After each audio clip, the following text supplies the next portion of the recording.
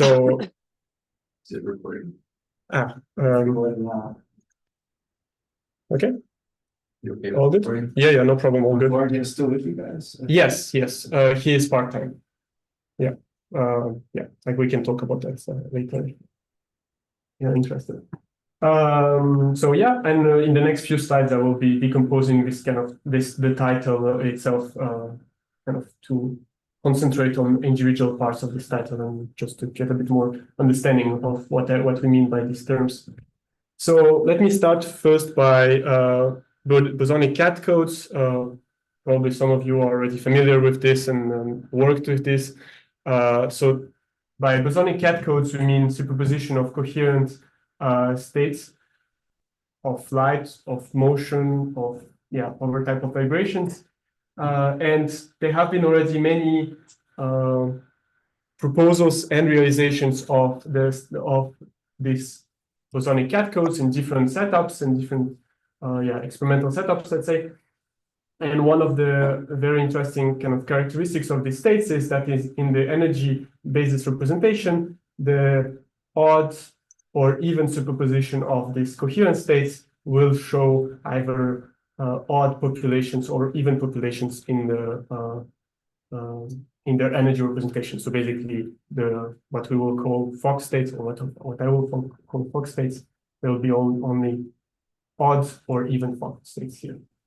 There have been several proposals and also realizations of different operations on this cat states to encode quantum information, different ways to encode information using cat states or coherent-like states.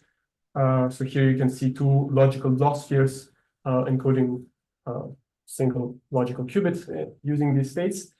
And one of the very interesting kind of developments around the cat states is already kind of 10 years old, is about the fact that one has discovered, or let's say developed, stabilization schemes that are like that one can implement in the lab, and several groups have realized this kind of stabilizations and have shown that these states can be also protected against certain sources of noise. And among these different stabilization schemes, there is two families, let's say. There is one family of what one calls usually dissipative stabilization. One tries to engineer a cold bath or an incoherent process that will cool down our system into a manifold of states. And the second process is what one refers to as Hamiltonian stabilization. One tries to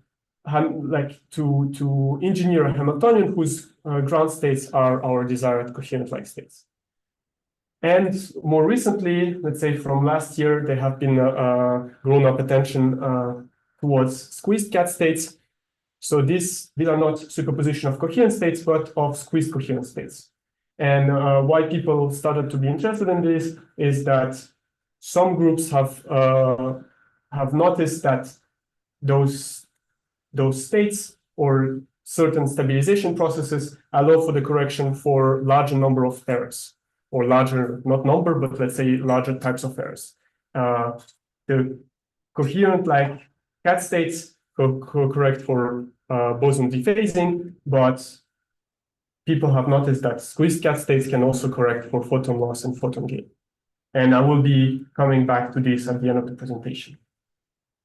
I'll be talking about hybrid spin boson systems, basically systems where we have a naturally available harmonic oscillator, quantum harmonic oscillator, coupled to a spin system. Here I represent it as a two-level system, but it can be larger as well.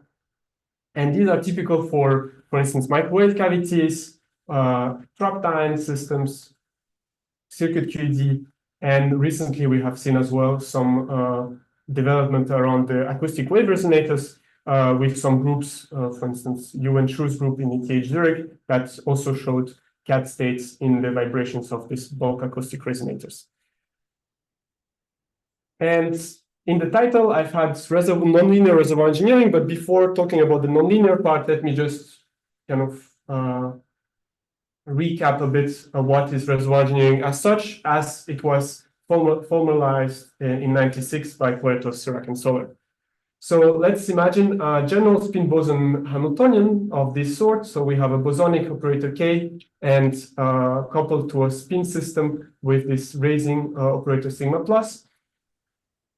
And we engineer as well an incoherent spin reset. So basically we reset the spin from down to up. And if in certain conditions one can eliminate the spin degree of freedom and basically be left only with the bosonic subsystem with solely a dissipative dynamics that is given by a single job operator L, which is proportional to our original bosonic operator K. The power of this method is that, or what the authors have kind of highlighted, is that if one chooses K in a smart way, what one can do is to stabilize these different states. So a very kind of easy to understand concept is, for instance, with K equals to A being the destructive operator for the harmonic oscillator, one will stabilize the ground state of our harmonic oscillator. If one chooses K to be A minus alpha, alpha being a display, being a scalar here, what one will do is to stabilize a displaced coherent state. And if we choose K to be a linear combination of A and A dagger, and we kind of tune these parameters nu and mu in a certain way, one will be able as well to stabilize a squeezed coherent state. But the method is even more powerful, and that's what the authors kind of highlight at the end of their work, is that one can also stabilize manifolds of coherent states by, for instance, engineering these kind of dissipators. With K being A square minus alpha square, it will stabilize two-dimensional manifolds of coherent states. So you will stabilize the left coherent state, the right coherent state. But also, since there is no Hamiltonian in our effective dynamics, it will also stabilize any superposition of the left and right coherent states. And in the same vein, like later on, people have also notice that we can also raise these powers of A and alpha to arbitrary integers, and we will be able to stabilize manifolds of coherent states. So for instance, here D is equal to 3, and we will stabilize a three-dimensional manifold. The most kind of the principal kind of idea of reservoir engineering is the fact that, or like, the reservoir engineering relies on the fact that we are interested first in the analytical form of the operator, and then see how it's possible to realize it in the experiment, let's say. But now it doesn't answer the general question: what happens if our K operator is a bit more general and more complicated in this sort? And this is the operators that we will be considering at the beginning, but one can imagine that K is kind of an arbitrary operator of A's and A daggers with arbitrary powers. So what happens, how does the dynamic looks like in this kind of situation? And we are going to consider this kind of situation where we have only one raising operator with A to the power of R, and one lowering operator, A to the power of L. And at the same time, they have this three factors that are functions of the number operator. So F and G, I will allow them to be arbitrary for the beginning, and then we will see how they look like, in fact, in the experiment, and why they are interesting. So we are diabatically in the spin degree of freedom, and we are asking the question: how does the dynamic looks like for different F of n and G of n, right? So now let me present you different examples of different dynamics. And instead of considering the job operator L itself, let me redefine two quantities. These quantities will be F tilde and G tilde, and these are scalar functions, okay? And from their definitions, we can see that this scalar function corresponds to the rate of boson raising, and this one corresponds to rate of boson lowering. Why rate? Because it's the rate of how fast the bosonic state K goes to the state K plus R, and here how fast the state K plus L goes to the state K. So if one now takes this blue process and ignore the red process for the beginning, what one will see if we choose f tilde to be completely flat, what we'll see by initializing a state in a Fock state 5, for instance, is that the excitations will be transferred to the next one with the same rate, with the same speed. So basically, over time, the excitations will be propagating towards higher Fock states with the same speed. If one does it with r equals to 3, one will see the same dynamics, but happening by steps of 3. Why Yes. is the Rabi frequency proportional to the number? Like, why is the horizontal axis the frequency instead of like the occupancy of that node or something? This is the Fock number. It's like the occupancy, yes. And okay, so what I call what I call rate of boson lowering and rate of boson raising and lowering is what we usually in trap time community refer to Rabi frequency of like it refers to the spin boson Hamiltonian, where we have the spin is going from raising to from up to down. So that's why we call it Rabi frequency. Yes, it would be like this is the y-axis is for the blue dots. One could have a second axis for the population and for the. Okay, thank you. That's The green is not on the green is not Rabi frequency. I got your question. No, it's not this. Yeah. Good. So now if we have linearly decreasing f tilde, what one will see is that the rate of transfer of excitations towards higher Fock states is slower and slower, and eventually maybe at some point it will lead to a stabilization, but this is not the question right now. So yeah, it's getting smaller and smaller, or slower and slower.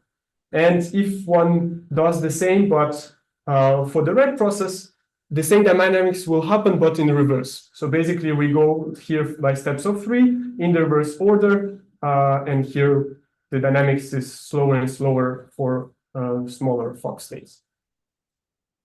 So now the question is, what happens when we combine both processes together, the blue one and the red one together? And the dynamics or the situation that I would like to consider is this one, where we have blue process that is linearly decreasing, the red process that is linearly increasing, and which at some point eventually cross. On this side of the Fock space, what we'll have is that the process is driving the bosons towards higher Fock states, whereas on the right-hand side of the crossing, it drives the bosons towards the left-hand side towards the left-hand side, yeah, toward lower Fock states. And basically, there will be at some point eventually a stabilization of our states around this crossing. This distribution can be varied in, like the variance of the distribution can be varied by varying the slopes. Okay, we can make it very narrow by having narrower slopes, or like, sorry, steeper slopes.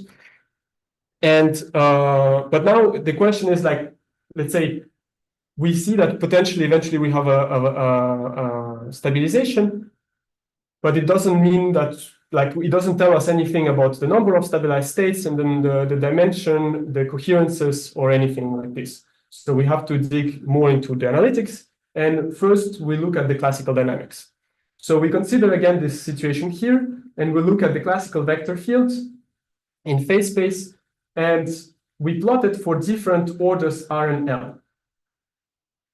And you can see here that there are always, like, for different orders, there's different number of stable points. For R and L equals both to 1, we'll have 2 stable points. Here we'll have 3, and in all these examples, we'll have 4.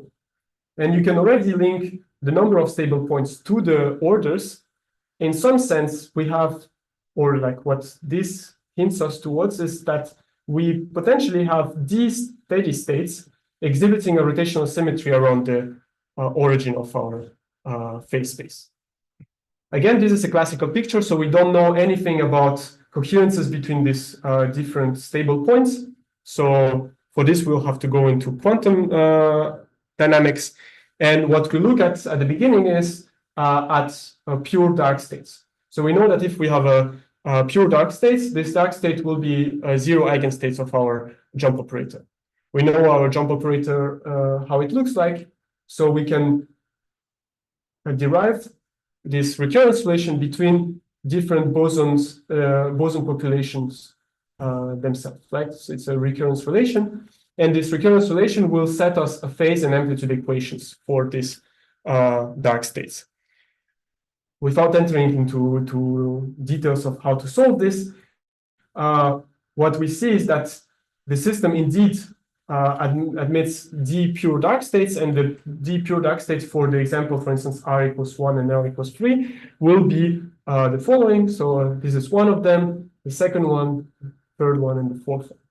So you can see again this envelope, kind of that you can relate it to the dynamics that I showed you at the beginning. So we see this envelope again, and now we can distinguish different pure dark states of our dynamics, given this equation. So let me just kind of recap a little bit what I presented so far.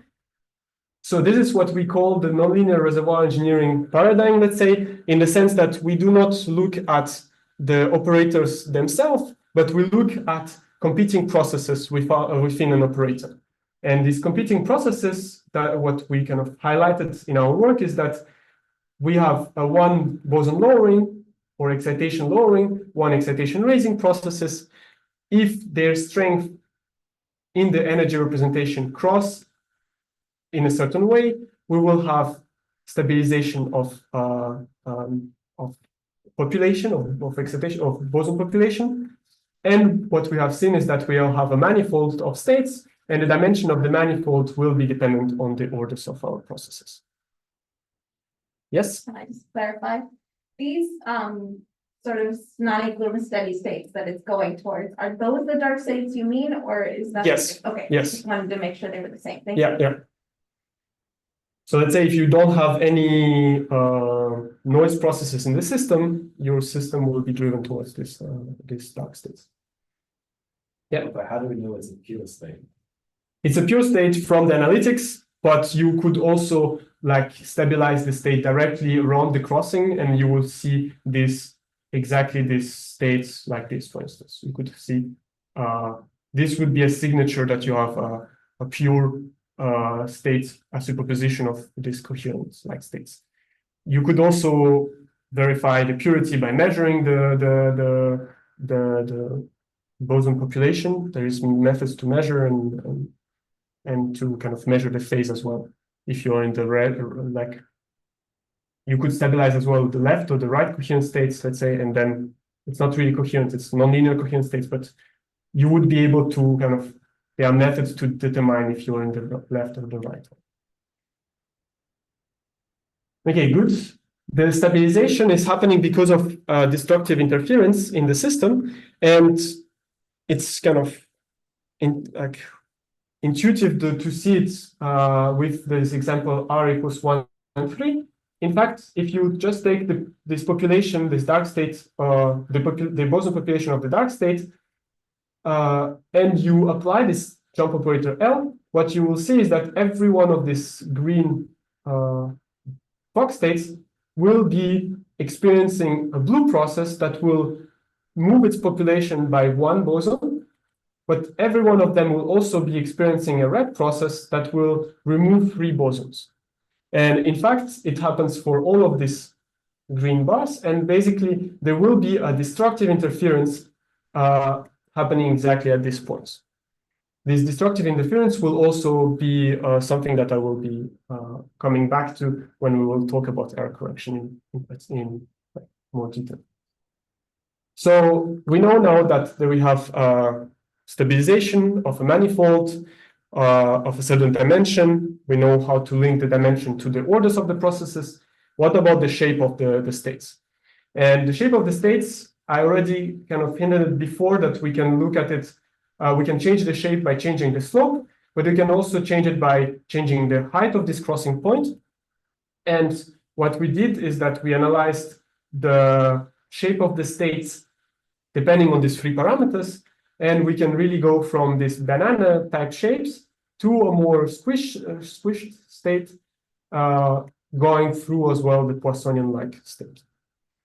We determine or classify these states using the parameter Q, which is the Mendel Q parameter, meaning that the variance of our boson population, it's defined by the variance of the boson population over the mean. And for a Poissonian distribution, this would be equal to 1. This doesn't tell us anything about higher order moments. So there might be higher order moments that are non-zero.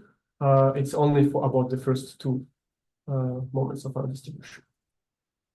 And we really have seen that changing these parameters, these three parameters, we can really go from a Mendel Q -1, which will be corresponding to a Fock state distribution, so a single Fock state, to very large states that would correspond to what literature refers to phase states. For those who are interested, we can talk about the theoretical model later on. We kind of derived a theoretical model for these states and how they look like in phase space. There is a distribution, a probability distribution that fits very well the shape of the states. So now what about the previously derived schemes for cat code stabilization? Do these schemes, which I already pointed out earlier, do this stabilization, does the stabilization fits in our description? And in fact, yes, what can we do? What one can do is to associate this a to the power of d to the red process, so g tilde, and this alpha d to the blue process, f tilde. And what one will see is that we'll have exactly two competing processes, one blue that drives towards the right, one red that drives towards the left, and the boson population will be stabilized around this crossing. So yeah, previous results can be also reinterpreted in this fashion. So now, so far we looked at static properties of our system, let's say, static in the sense that it's steady state, how the steady state look like, how many of them we have. Now we were interested in more dynamical processes, so basically how does the state change when we have some noise processes in it.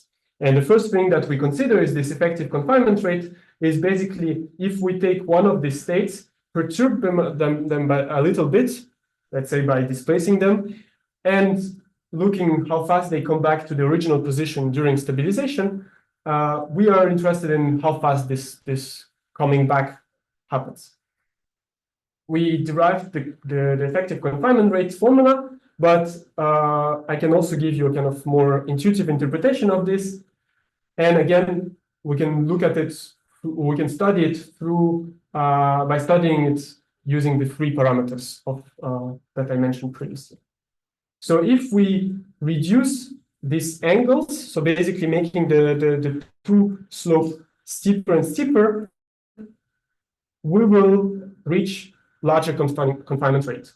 And if we increase the height of our crossing point, we also increase the confinement rate.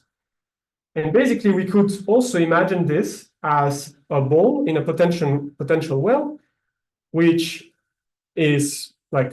equilibrium position is in the middle of the well, but if we perturb a little bit, how fast the ball will be coming back to its initial position will depend on, let's say, the depth of the well, the height here in some sense, and the steepness of the walls of the well, which will be these angles. And so basically this kind of a more intuitive interpretation, although it's a bit wrong as well, but yeah.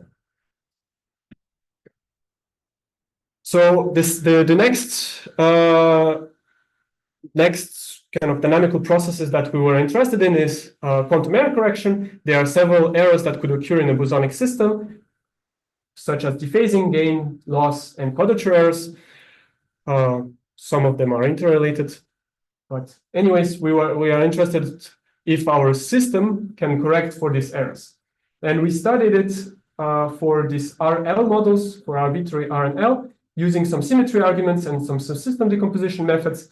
Those who are familiar with this, I mean, there are some works from Wicks researchers about this passive error correction and autonomous error correction. So I can tell it a bit more later on. But right now I will give you again a more intuitive approach for the error correction of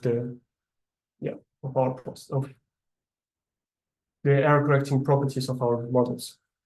So we can take again our model with linearly decreasing and increasing Rabi frequencies that cross at a certain point, and we take these orders R and L equals 1 and 3. We have seen that the stabilization is happening exactly in between these green bars. So that means if we slightly, let's say, perturb this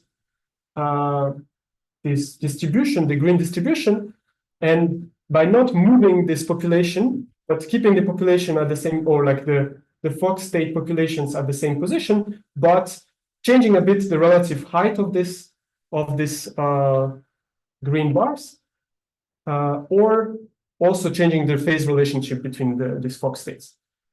If we do this and turn on our stabilization, what we will see is that in order to re-equilibrate the system, the system will have to go through the Fock states in the middle because of the fact that the interference happens exactly in between. And meaning at the end of our stabilization, we will have a little bit of mixing of our original state with some over parity states. Whereas if we take the model 0, 4, for instance, since we are moving by steps of 4 every time, the noise that doesn't change the position of these green bars will not be like the stabilization will not mix the population. And basically the same thing will happen as well with the 4-0 schemes. And because here we move in by steps of 4, but in higher, towards the right. And this is exactly what we have seen with the models 0, 2, and 2, 0. We can also do it for 0D and D0, but yeah, let's say we took the two-dimensional cat state so far, and we studied it for different variances of our states. And basically, we turned on our dephasing and our stabilization at the same time. And what we can see is that both schemes correct for our boson dephasing or are robust against boson dephasing. Okay, so the fidelity decays and will eventually stabilize at a certain point. This is because the errors are strongly symmetric in this case, and that's why we have this kind of stabilization at some point. So this is something in some sense new, because so far cat state stabilization people have seen that there will be correction of dephasing errors only when a is to the power of 2, and here we have a dagger to the power of 0. But now what this shows is that actually having a dagger to the power of 2 and a to the power of 0 also corrects for dephasing errors. But additionally, we can also ask ourselves, okay, for like the intuitive picture that I gave you before works well for the 0, 2, and 2, 0 schemes. What about the scheme 1, 1? Like the scheme 1, 1 will not be able to correct for dephasing because, as I said before, the destructive interference happens in between the states. So basically, you will always drive towards a mixture. So does that mean that this scheme, which stabilizes this kind of state, for instance, does this mean that it doesn't correct for any errors? And in fact, what we have seen is that this jump operator is very similar in action to this kind of error operator. So error operator P, meaning momentum, so a dagger minus A. And why do I say that they look the same? Is that they both spread population towards the left and towards the right, and keep the same phase relationship between the two processes, right?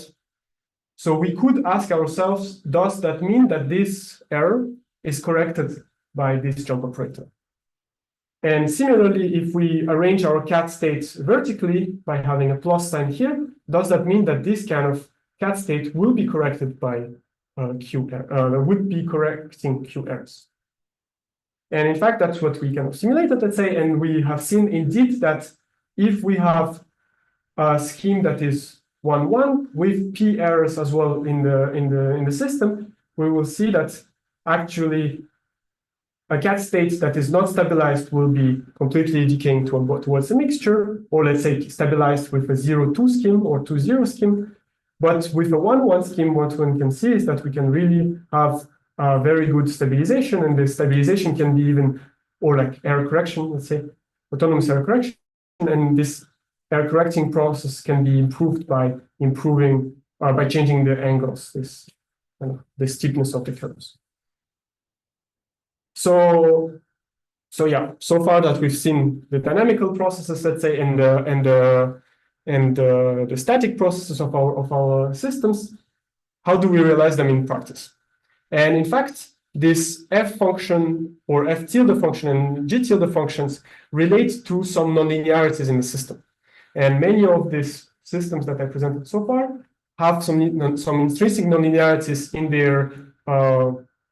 their naturally available Hamiltonians, either through light matter interaction for trapped ions, but in circuit QED, for instance, it's the nonlinearity of our transmon that gets propagated towards the cavity. So I'll be talking about these two, but I already know how to apply it as well for acoustic wave resonators or potentially for microwave cavities as well. So these are like, the concept is general enough that we can also apply it to our systems. So in the trapped ions, as I said, the nonlinearities come from the light matter interaction, and basically the Hamiltonian that we use, or that occurs when we manipulate an ion with a laser, is the following. So you can see here the motional part is in this exponential term, and you can see it or relate it to the physics of phase modulation. In some sense, the motion of the ion modulates the phase of the laser. And here we have the spin part. By fixing k to a certain integer, one can really drive processes of certain orders. So R and L would be this orders k as b. And this function f would be the function that come from the nonlinearities of this exponential. Usually in trapped ions experiments, we operate in regimes where eta is small. Why do we do this? Is because we are interested always in analytical forms where we don't have these f functions. And to not obtain these f functions, you know that expanding the exponential for small eta, you will get this desired operators A, R, and AL. But if we operate in regimes where eta is not small, then we'll have nonlinearities. And in fact, if we look at what I define Rabi frequencies, the Rabi frequencies will be given by these Bessel functions that will have this following form. So you can see again, we have a more or less linear part for small eta, but for larger and larger eta, we'll have this kind of nonlinear functions appearing. And now the goal is only in some sense to pick two of these Bessel functions that cross at a certain point, let's say, and then you will be able to stabilize arbitrary orders of cat states. So here, for instance, would be an example for a 0-4 scheme, eta equals to 0.3. Eta is what we call usually the Lambdicke parameter.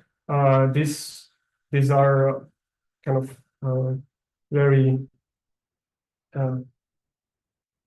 these are achievable Lambdicke parameters in experiments, and we can see that these two processes will cross at a certain point and will stabilize this kind of cat-like state manifolds. And in fact, we already, since we are an experimental group, we in fact already realized it in experiment, let's say, and we do this in this new trap that we devised, this planning micro trap. It has a lot of nice features. This is why some of our colleagues are launching a startup with this, not related to bosonic codes, but just for purpose of scaling up a trap time quantum computation, let's say. So I can tell you more about this later if you're interested. But in this trap, what Matteo, the co-author on the theory paper, realized is this kind of stabilization. We can see a little bit of mixing, but we can see as well a clear signature of a cat-like state that is stabilized during this using this red and blue processes. And these are very preliminary data. It has been taken last week. So yeah, that's I like it a lot. Now, what about circuit QED? In fact, since I said earlier that previous results on reservoir engineering can be explained in the same fashion as in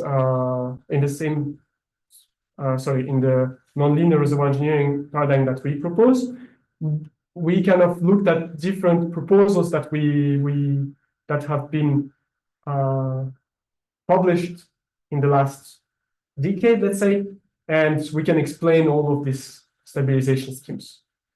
But what I kind of suggest, let's say, it's to look at this DC biased circuit QED setups, where we additionally to nonlinear element here, this asymmetrically threaded squid, we couple it to galvanically with a voltage source. This adds an additional term in the usual cosine interaction of our of our transmodes, let's say, and by appropriately choosing our phase modulations, we can move into a picture where we have only two signs. And now, because of the fact that we have additional term in this sign function, what we can do is to really select the necessary operators, and this Fn and Gn will in fact be again our Bessel functions that I presented for the trapped ions. Basically, we can realize the same physics in circuit QED as in trapped ions by just selecting Bessel, the required Bessel functions, and basically, have the same stabilization effects and the same nonlinearities in it. So yeah, this would be, for instance, an example of a four-legged cat again. So now to conclude, the last kind of point of the talk is, how do we generalize this paradigm to other states? How do we stabilize other kind of states? And for this, I start again with the same jump operator that I presented you earlier. So this one, and here I don't use the ladder operator A and A dagger, but B and B dagger. You will see in a second why. And we know that if we have our blue and red processes crossing appropriately, we will be stabilizing a manifold of states of a certain dimension. And now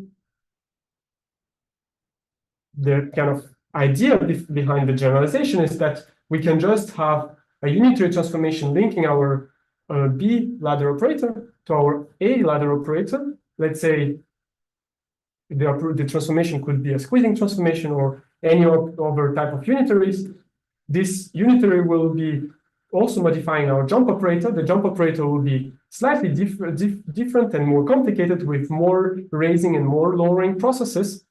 But eventually what you will see is that you will stabilize now a different type of states, different type of manifolds.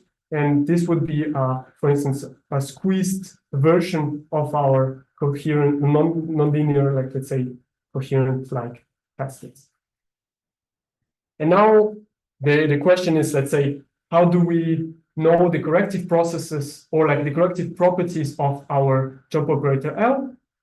And for this, I propose to go in the reverse order. We look at the noise processes in our lab frame. So this could be in your lab frame. So in the lab frame, we have, let's say, photon loss and dephasing errors. If we transform them using the squeezing operator, what we'll see is that they will be transformed into quadrature errors that are, some quadrature errors are enhanced and some are suppressed, depending on the squeezing strength, squeezing strength parameter. And if we have the squeezing large enough, we can kind of forget about these processes. And what we'll have is that we'll have only momentum errors. And these momentum errors, we know how to correct them in this picture. We need an R and L scheme being equal to 1 and 1. And this actually explains the recent results from researchers in Chicago, from Liang's group, which have seen some stabilizers that correct for dephasing and photon loss and photon gain. And now we can, in some sense, understand why it does so. It's because their scheme, the scheme that they proposed, is actually unitarily equivalent to this RL11 scheme. And this is the reason why it corrects. Some other people propose some other schemes that actually does not correct for dephasing error, for photon loss errors. And this is because the schemes were equivalent to the 0-2 and 2-0 schemes. So yeah, that's kind of it. Kind of, let's say, my main takeaway from the presentation is that maybe sometimes it's interesting to look at the strength of the processes, of the competing processes in our system, and not necessarily on the operators themselves. And since literature, or like, let's say, community goes more and more towards stroke coupling regimes, where we have when we will have these nonlinearities appearing as well, this might offer some sort of methods for this, for treating this strong coupling regime and these dynamics. These are just bullet points summarizing the results, and these are this is our group and the main kind of collaborators on our work. So yeah, with this, thanks for your attention, and if you have questions.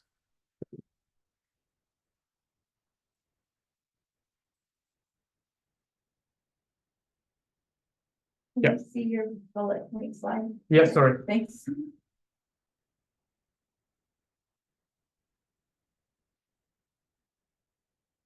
Yep.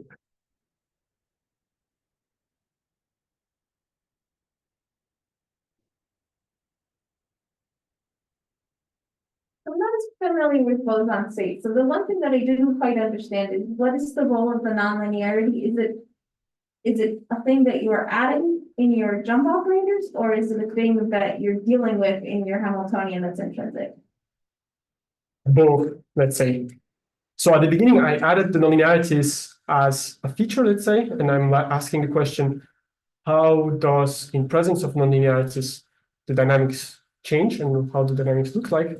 And then what we can, like, after understanding what's important for a stabilization of a certain manifold, then we can look at actual nonlinearities in intrinsic to a system and see how we can kind of manipulate these nonlinearities and see if we can realize this stabilization, basically. And this is actually, let's say, stabilizing a two-legged cat code in traptines have been so far very difficult because of the fact that we need a second order process. And since we usually operate in this Lambdiki regime where we have no nonlinearities, basically the nonlinearities of this Hamiltonian are suppressed, we have only the a squared term without these functions. Since we are always interested in realizing these specific processes, it was always very difficult. Let's say our coherence time of our system is too small compared to the strength of this processes, and basically we will never be able to stabilize it. Although people have proposed multiple times these schemes, but it was very difficult. Right now, it was in some sense for us, not revelation, but like, let's say, we were very happy when we found this, because this really speeds up our processes, because we do not care now about specific a square, but we can really only look at the nonlinearities and treat them as such. And this is all, can it be translated to fermions? Yes, in some sense, yes.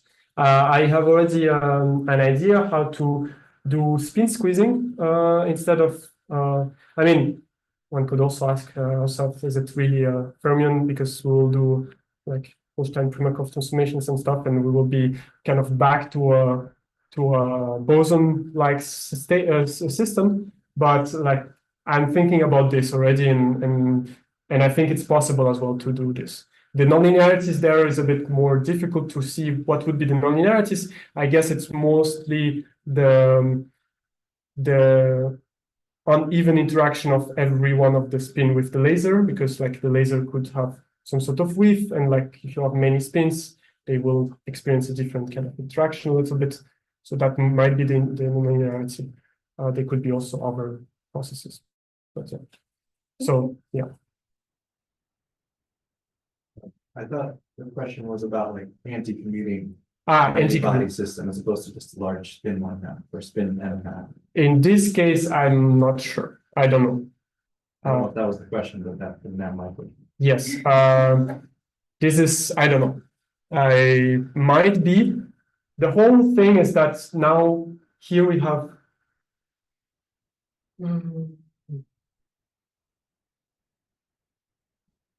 Yeah. Yeah, I am not sure actually. I would need to think about it and how does it look like for when the commutation relation is different. You have to do more than one because there's no room. Yes. You have to do many body, and then there's this stuff like Frozen, maybe this third quantization papers. Yes. Where he Yes. does them by like encoders from you. Then Charles Bardin. Yes. Yes. Right. That would be going along that route. I think it's totally different. Yes. Yeah. You're stuck in a single body. Yes. This That's is a many body physically. Yeah. Yeah.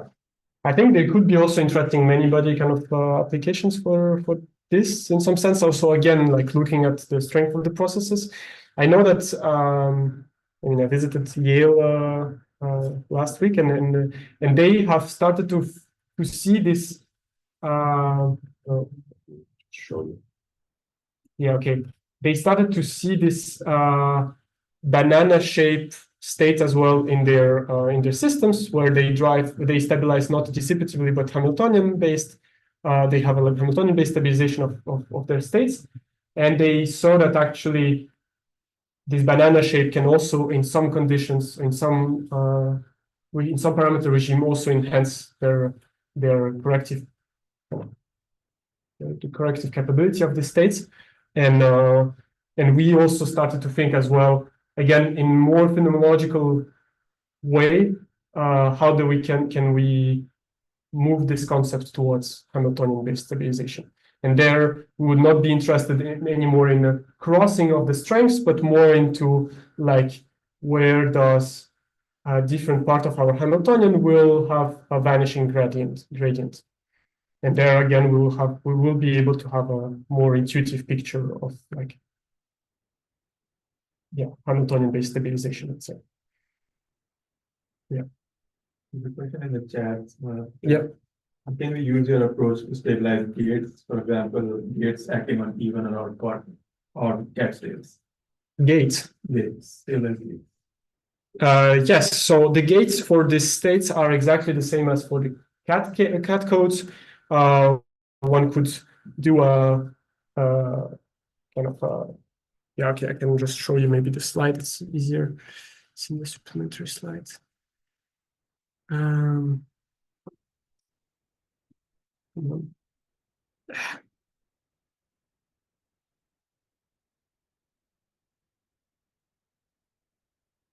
Let's say the usual gates. So if you have these two types of gates, the xenotype and the holonomic type of gates, and you could imagine that you would do you would implement this kind of Hamiltonian A dagger plus A, and what you will do is that you will change the coherences between this the left and the right blobs without changing the coherences of these two. And by driving it with different phases, you would be able to change the coherences of all pairs of these coherent states. And then basically you could also do this holonomic type of gates. Paper from Richter. You can just you can do the same kind of principle with the nonlinear coherent states. What we saw, what is very interesting in a sense, is that in Traptines, we don't have an intrinsic, or let's say it's difficult to have this dispersive interaction that cavity, or not cavity, but circuit QED setups have. And for us, implementing this parity redot is a bit more difficult, But in our kind of research on the stabilization, we also saw that if we engineer our f tilde function, that is, let's say it's a red sideband, so basically it's like an interaction between the spin and the boson system that removes one boson, and we engineer the nonlinear function f tilde to be or like the nonlinearity is such that the f tilde function is linear, so n, such as like this. Every one of these different parity of the different dark states will acquire different phases and will be kind of like oscillating at different frequencies. And by placing ourselves at a certain kind of time, we will be able, by reading out the spin, read out in which cat states we are.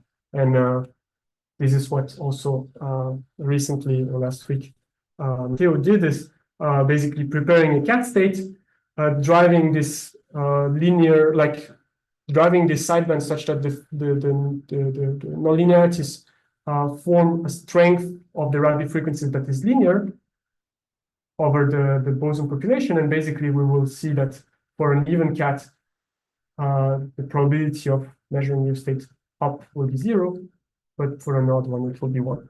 And basically we will be having a non-destructive readout, let's say, or not non-destructive. It's actually, it is non-destructive, but you don't see it from it, but we will be able to have a readout of our state. Yeah. So this is like another kind of, to answer the question, let's say, it doesn't allow us to have better gates, let's say, or at least we don't know it yet. We think that it might be, but we don't know. But what we saw is that we can also develop new kind of readout schemes or other concepts around cat states using these nonlinearities and this kind of approach of looking at the strength of the processes. Yeah. Good. Any question online?